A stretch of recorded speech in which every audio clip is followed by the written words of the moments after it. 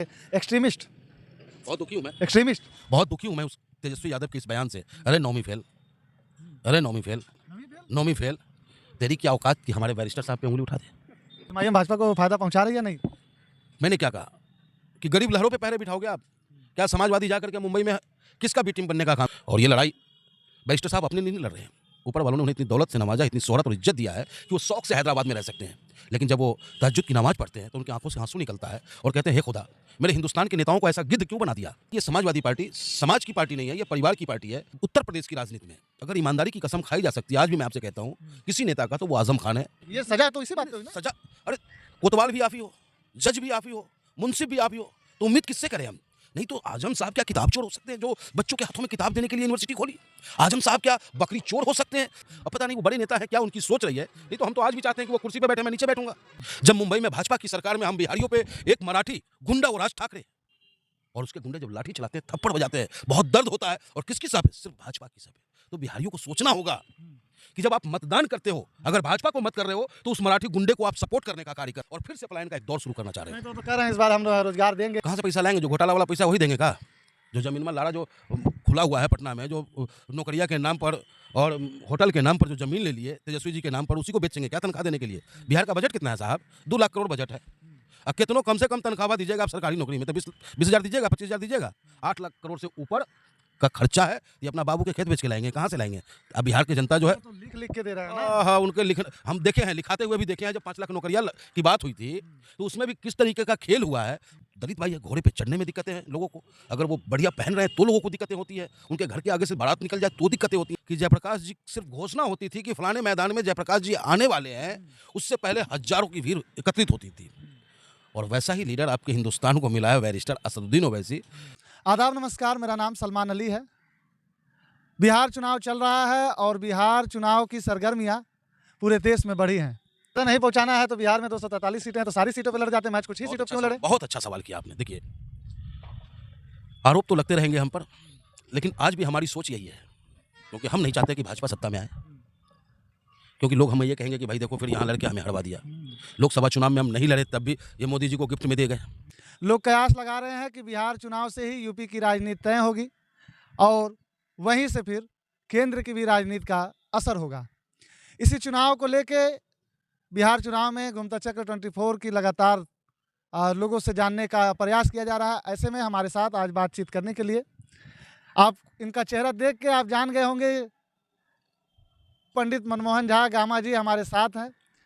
ये गाजियाबाद के साहिबा विधानसभा से 2022 में ये एमआईएम के उम्मीदवार पद के तौर पे जब ये चुनाव लड़े तो यूपी में सबसे ज़्यादा अगर कोई चर्चित सीट रही तो गाजियाबाद की साहिबाबाद विधानसभा की सीट रही, और वहाँ से कोई नेता अगर चर्चित रहा तो मनमोहन झा उर्फ गामा जी रहे। ऐसे में हमारे साथ बातचीत करने के लिए बहुत धन्यवाद।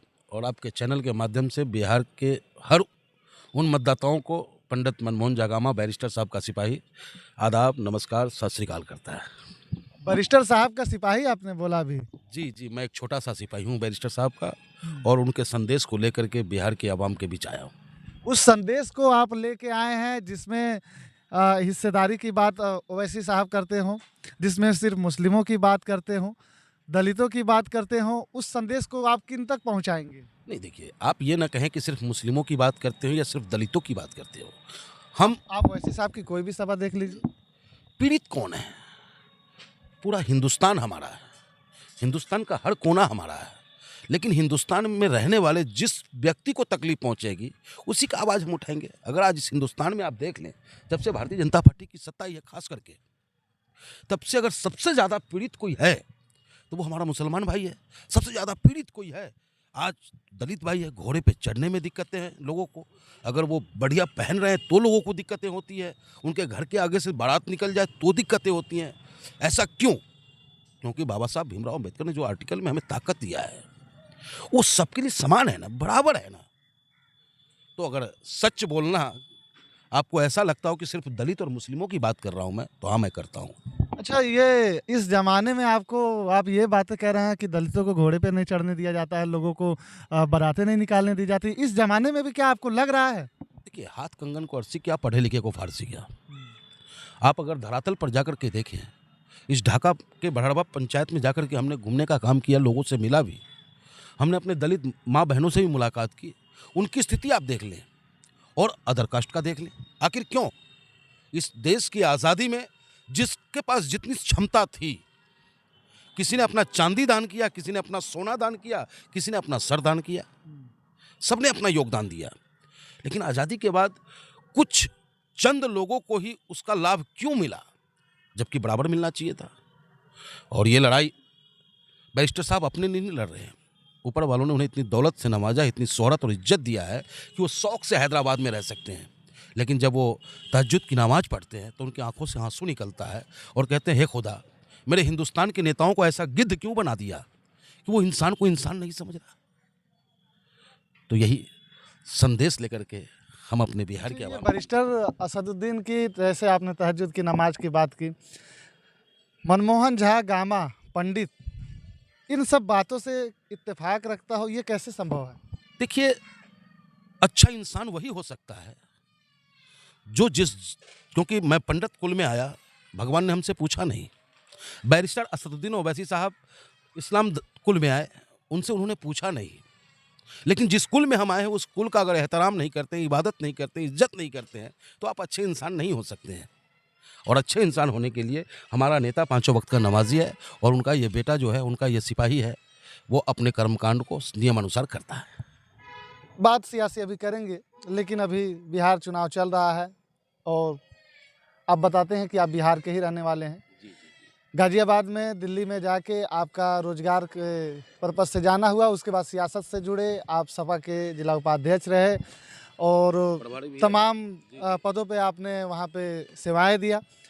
2017 में आपने यूपी सरकार को काले झंडे दिखाए जब अब्दुल्ला आजम को जेल हुई, और तमाम चीज़ें आपने सपा में रहते हुए यूपी सरकार का विरोध किया।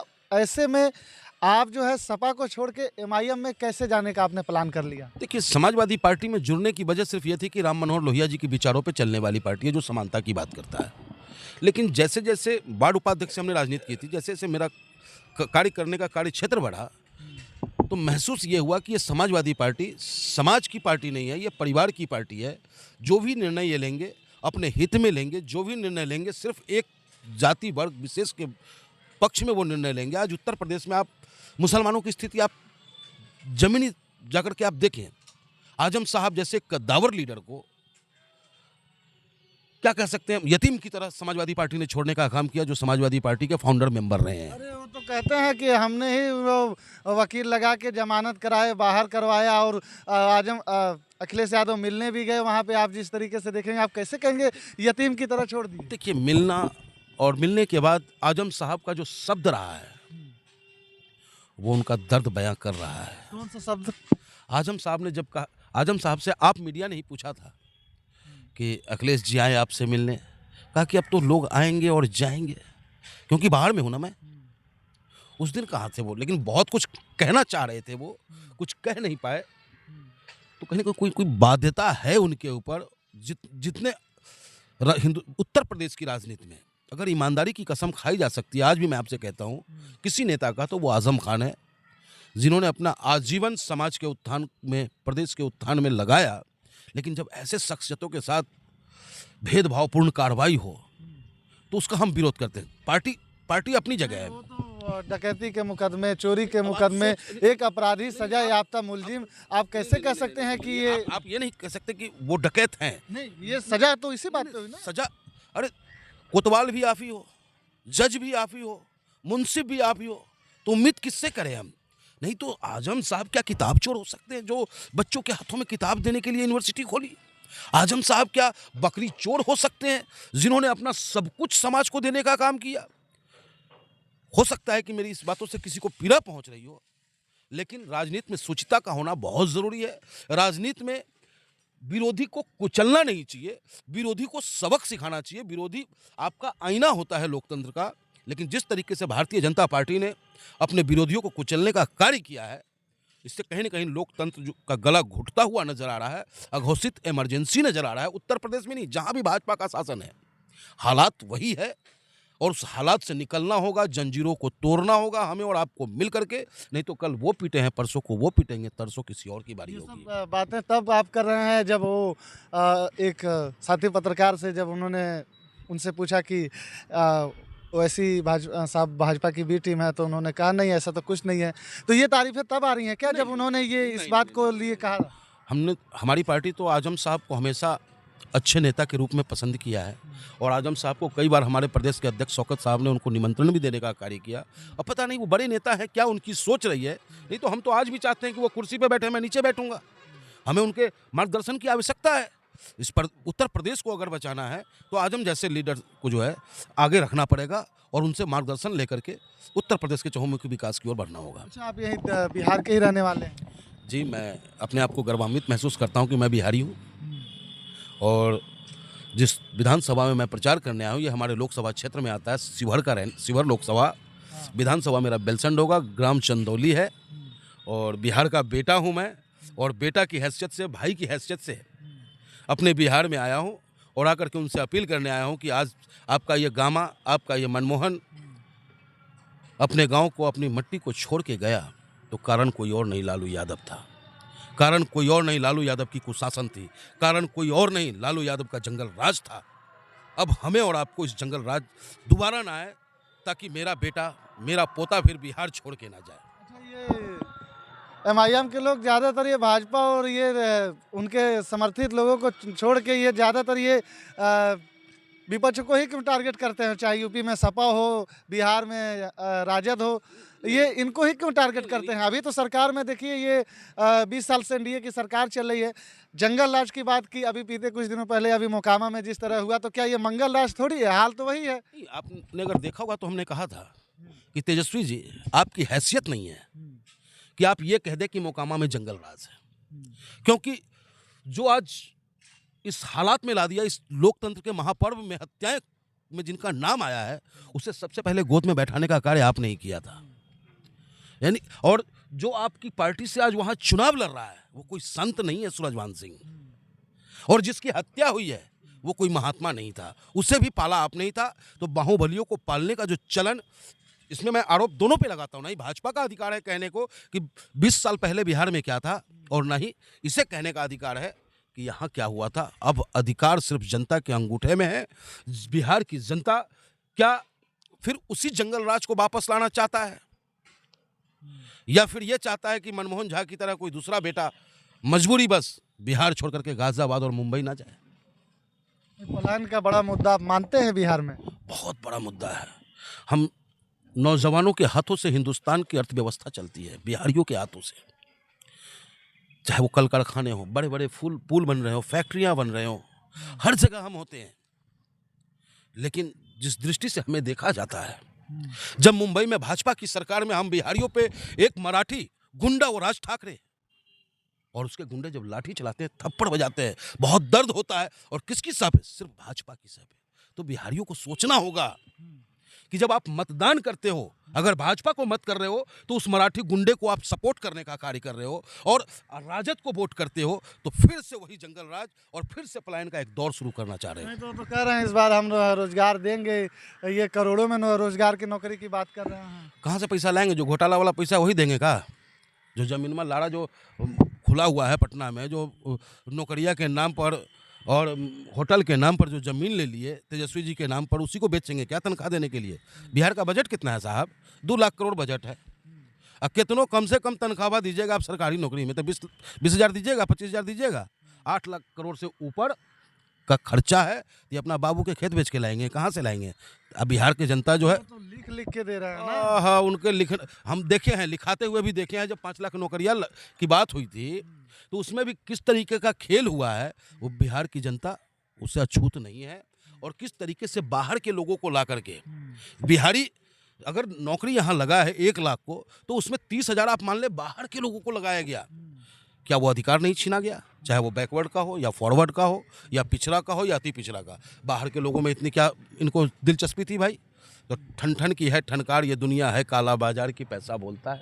अरे बड़ी बात कर रहे हैं आप, ये बड़ी बात नहीं, हकीकत है। आप शिक्षकों से अगर बंद कैमरे से बात करेंगे तो वो बताएंगे कि साहब हमने 5 लाख दिया है, हमने 2 लाख दिया है। किसको दिया है? चैनल है ना उनका, माफियाओं का एक चैनल रैकेट चलता है जो जमीन से उठ करके और वहां तक पहुंचने का काम करता है, और उसी को खत्म करने ऑल इंडिया मजलिस इत्तेहादुल मुस्लिमीन के राष्ट्रीय अध्यक्ष के नेतृत्व में हम कार्यकर्ता बिहार की ओर चले। कुछ क्या लगता है बिहार में क्या कुछ लग रहा है? देखिए, बिहार की आवाम सुलझी हुई है। बिहार की आवाम, जब गांधी जी जहां हम बैठे हैं, राष्ट्रपिता महात्मा गांधी जी ने यहाँ से आंदोलन किया था, जन्म तो उनका गुजरात में हुआ था, वहाँ जनता नहीं मिला, जज्बाती नहीं मिला, देश के लिए अपने आप को सर्वस्व न्यौछावर करने वाला नहीं मिला। उन्हें पता था कि बिहार की आवाम जो है जज्बाती है, अपने देश के लिए सब कुछ न्यौछावर करने को तैयार होगा। तो उसी प्रकार से बिहार की जनता जो है ना, सब कुछ समझ रहा है, और जहाँ भी हमारा प्रत्याशी लड़ रहा है या गठबंधन के प्रत्याशी लड़ रहे हैं, निश्चित रूप से अपना मत दे करके बैरिस्टर साहब के हाथों को मजबूत करेंगे। तेजस्वी का बीते दिन बयान आया है, एक्सट्रीमिस्ट। बहुत दुखी हूँ मैं, एक्सट्रीमिस्ट। बहुत दुखी हूँ मैं उस तेजस्वी यादव के इस बयान से। अरे नौवीं फेल, अरे नौवीं फेल, क्या कहा आपने? अरे नौवीं फेल, नौवीं फेल। तेरी क्या औकात कि हमारे बैरिस्टर साहब पे उंगली उठा दे? और बिहार की आवाम, तुमने इतना कह करके बिहार के हर उस पढ़े लिखे वर्गों को अपमानित करने का काम किए हो, और खासकर जिसके मत पर तुम डिप्टी सीएम भी बन गए थे और फिर सत्ता की रथ पे सवार होने का प्रयास कर रहे हो, तुम उस पूरे मुसलमान कौम को गाली देने का काम किए हो, उसे आतंकी कहने का काम किए हो, और इसका करारा जवाब तुम्हें बिहार की आवाम देगा। मैं वैसी साहब को एक्सट्रीमिस्ट कहने का मतलब ये मुसलमान कौम पे बात कहाँ से आ गई? क्योंकि जब बात मुसलमान की हो, क्योंकि बात मुसलमानों की है, उनके हक, अधिकार, हुकूक, उनके शिनाख्त की जब लड़ाई लड़ने की, मतलब दाढ़ी टोपी देख के आपको लग रहा है कहाँ? जी जी जी जी जी, और दाढ़ी वाला देखते ही इनको आतंकी हम नजर आते हैं, तिलक देखने वाला, तिलक लगने वाला ही इनको मनुवादी नजर आता है, और जिस पॉलिटिशियन को ऐसा नजर आने लगे, समझ लो आपकी उसका पतन का समय आ चुका है। दिव्या फड़फड़ाता है ना, तिलवा जब खत्म हो पड़ाता है तो फुर करता है, वही हाल तेजस्वी जी का है।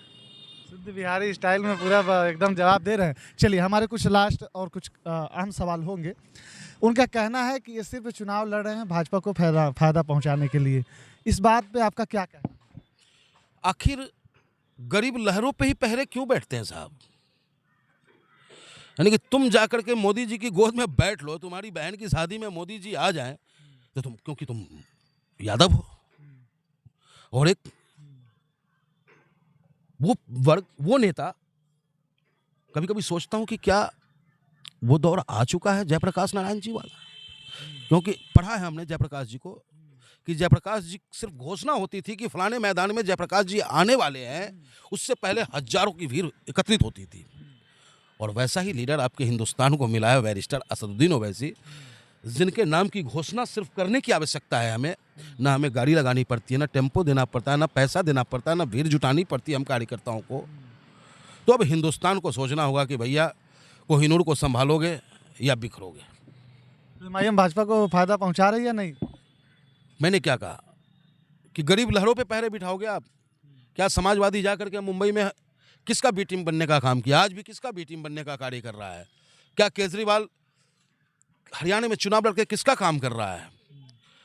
सारी पार्टियां चुनाव लड़ने का हक रखता है, अधिकार रखता है, और हम पे इसलिए उंगली उठाई जा रही है क्योंकि ये जो फर्जी, जो अपने आप को सेकुलर पार्टी कहलाते हैं और बंद कमरे के अंदर इनकी कुछ और चर्चा होती है,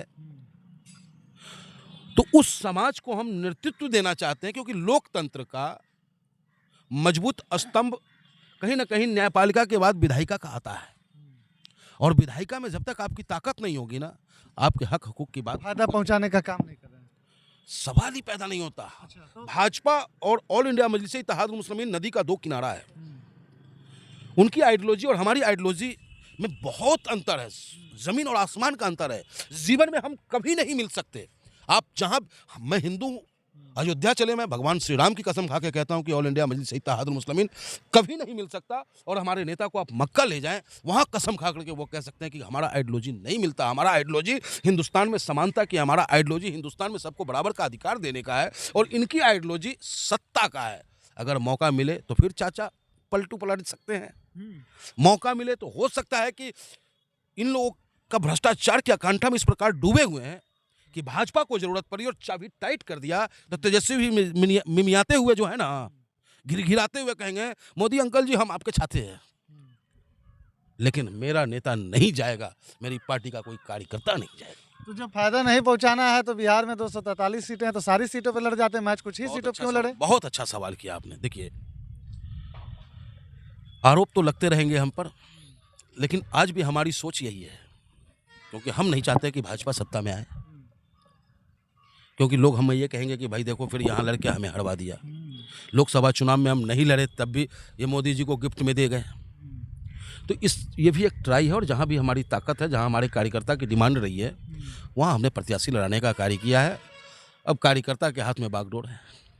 ये थे पंडित मनमोहन झा गामा जी। आप इनकी बातों से कितना इत्तेफाक रखते हैं ये आप हमें ज़रूर बताइएगा, लेकिन जिस तरीके से हमारे सवाल रहे हैं और उतने ही सरलता से इनके जवाब रहे हैं, ये देख के आपको क्या समझ आ रहा है, क्या लग रहा है, आप हमें ज़रूर बताइएगा। घूमता चक्र 24 के दर्शकों को क्या कहेंगे आप दर्शकों से मेरी ये अपील है, और उन पढ़े लिखे लोगों से, कलमकारों से, पत्रकारों से, कि अब महत्वपूर्ण जिम्मेदारी निभाने का वक्त आ चुका है। कब तक हम लूटते पिटते रहेंगे? देश की आज़ादी में लड़ेंगे हम, हमारा माँ बाप, हमारा दादा परदादा लटकेगा फांसी पर, और जब बिहार के उत्थान की बारी आएगी तो फैक्ट्री जाके लगेगा गुजरात में। रील बना, वो डाटा सस्ता करके रील बनाने का दे तो दिए हैं जो। हाँ तो साहब, आटा कौन देगा? 5 किलो गेहूँ दे देते हैं आप, पिसैया के लिए भी गेहूँ बेचे पड़ता है गरीब को। आज भी फायदा आप वही साहूकार को पहुंचा रहे हैं, गरीब को गरीब के हालात में छोड़ रहे हैं। अरे हमको बेकार मत बनाइए ना, कामगार बनाइए। मोदी जी, भाजपा, आपको डर नहीं लग रहा है मोदी जी से, भाजपा से? देखिए, मौत से किसकी यारी है? मौत से किसकी यारी है? आज नहीं, आज मेरी तो कल आपकी बारी है, और दामन साफ होना चाहिए। जब मौत हो तो बारात जबरदस्त निकलनी चाहिए। अच्छा, एक अंतिम सवाल मेरा ये मुझे मेरे जहन में आ गया, चूंकि समय ज़्यादा हो चुका है। पंडित मनमोहन झा, फिर से एक बार, पंडित मनमोहन झा, पंडित हो के ये कहा जाता है कि ये मुसलमानों की पार्टी है, इसमें आप अपने आप को कैसे कंफर्ट कर पाते हैं? बहुत पीड़ा होती है जब इस पार्टी को मुसलमानों की पार्टी कही जाती है। अरे शिवसेना में मुसलमान नहीं है क्या? वो किसके नाम से? शिव जी के नाम से है। अरे भाई, हम भारतीय संविधान प्रदत्त पार्टी हैं, और पंडित से पहले हम हिंदुस्तानी हैं, और जो हिंदुस्तान की हित की बात करेगा उसके साथ जमाना चलेगा। तो पूर्वी चंपारण से घूमता चक्र 24 के साथ सहयोगी साहिल जी हैं, सलमान अली बंजारा। जय हिंद।